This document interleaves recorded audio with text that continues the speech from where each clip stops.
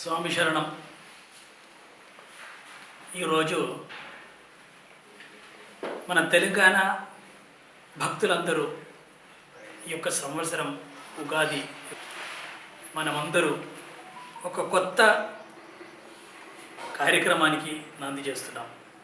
ప్రత్యేకంగా అయ్యప్ప భక్తులందరికీ ఒక సువార్త ఏంటంటే, గత 10 సంవత్సరం నుంచి శ్రమపడి కష్టపడి తీసుకొచ్చినటువంటి ఒక కళని మనం నెరవేర్చబోతున్నాం.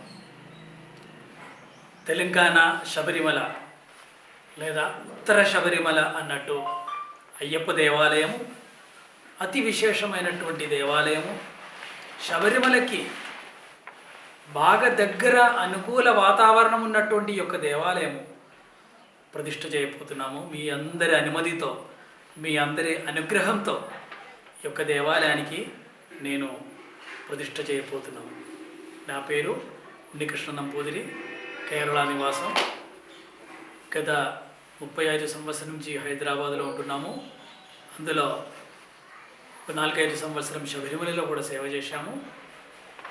ఈ యొక్క భాగ్యం వల్ల ఈ యొక్క దేవాలయం మనకు ఇక్కడ చాలా విశేషమైనటువంటి దేవాలయం. ఎందుకంటే దేవాలయం వాతావరణం ప్రధానంగా ఆ భూమి, ప్రకృతి ఇవన్నీ అనుకూలమైనటువంటి శబరిమలకి ఇందాక శ్రీకాంత్ గారు చెప్పినట్టు ఆ అనుకూలమైనటువంటి వాతావరణంలో ఇక్కడ రాగానే అనుకోకుండా కింద భూమి స్థలం చూసుకొని అక్కడికి భూమి పూజకి వచ్చినప్పుడు ఎవరో నన్ను పైకి పిలిచినట్టు ఇక్కడ పైకి రావడము, ఇదే అయ్యప్ప పీఠం అని చెప్పడము.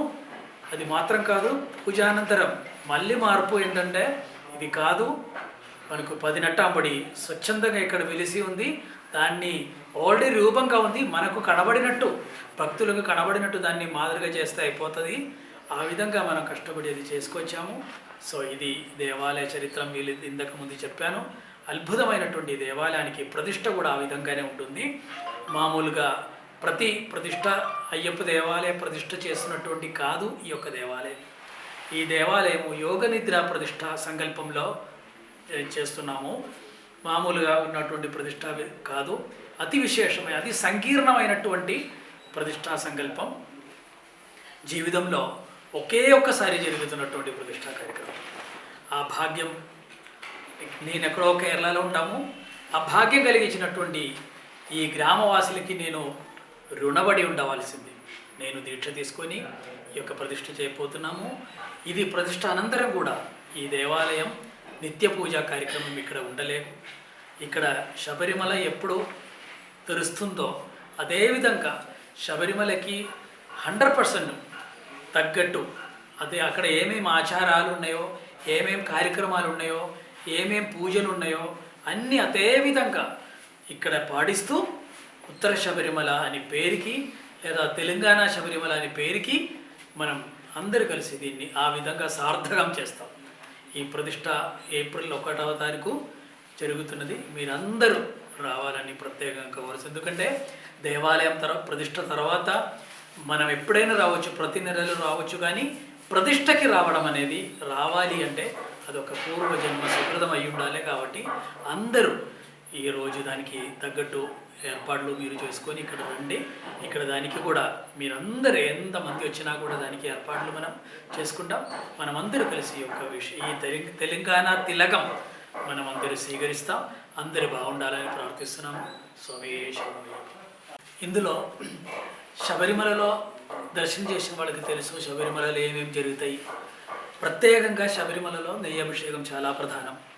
అదేవిధంగా ఇక్కడ గుడి తెరుస్తున్నది. శబరిమల తెరిచే విధంగా ముందు రోజు ఎక్కడైతే పూజ జరుగుతుందో దానికి ఒక రోజు ముందు తెరుస్తుంది. తెరిచినాక నెక్స్ట్ డే నుంచి పొద్దున హోమం, ఆ తర్వాత అభిషేకం, ప్రధానం అభిషేకం.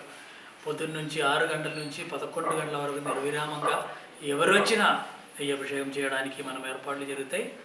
అదేవిధంగా అక్కడ జరుగుతున్నటువంటి పూజా కార్యక్రమం, సాయంత్రం పుష్పాభిషేకం, పడి పూజ, ఇలాంటి కార్యక్రమాలన్నీ జరుగుతాయి. మండల కాలంలో కూడా ఈ విధంగా కార్యక్రమాలు జరుగుతాయి.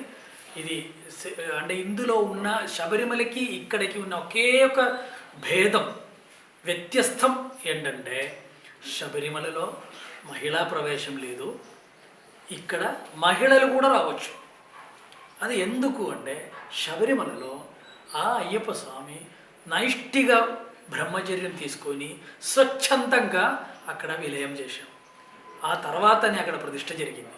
నేను ఇక్కడ కూర్చోపోతున్నాము అని చెప్పుతూ అక్కడ విలయం చేసిండు. యోగ నిద్రలో అక్కడ కూర్చున్నాము, అయిపోయింది, స్వచ్ఛందంగా అక్కడ కూర్చున్నాము. ఆ తర్వాత దాన్ని పందల రాజ ప్రతిష్ఠ చేశారు. అక్కడ నైష్టిగా బ్రహ్మచర్య వ్రతం తీసుకొని ఇక్కడ అది కాదు, ఇక్కడ మనం ఆ దేవుని మనం బహుమానంగా ఇక్కడ అతిథిగా తీసుకొని ఇక్కడ ప్రతిష్ఠ చేస్తున్నాం.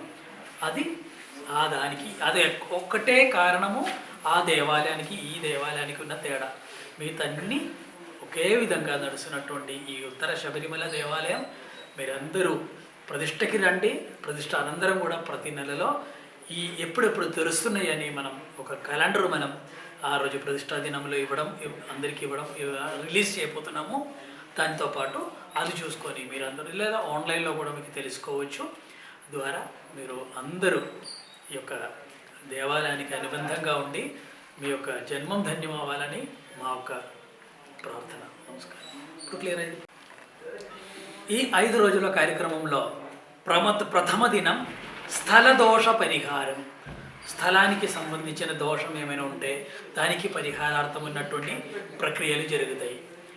రెండవ దినం ప్రాసాదం అంటే నిర్మాణం, దేవాలయం కట్టిన నిర్మాణానికి వాస్తు దోషం, ఇలాంటి దోషానికి సంబంధించిన కార్యక్రమాలు జరుగుతాయి. మూడవ రోజు విగ్రహ దోష పరిహారం. విగ్రహానికి సంబంధించిన దోషము, దానికి ఉన్నటువంటి ఏమైనా దోషం ఉంటే దానికి పరిహారార్థం కార్యక్రమాలు, శుద్ధి కార్యక్రమాలు ఇలాంటివి జరుగుతాయి.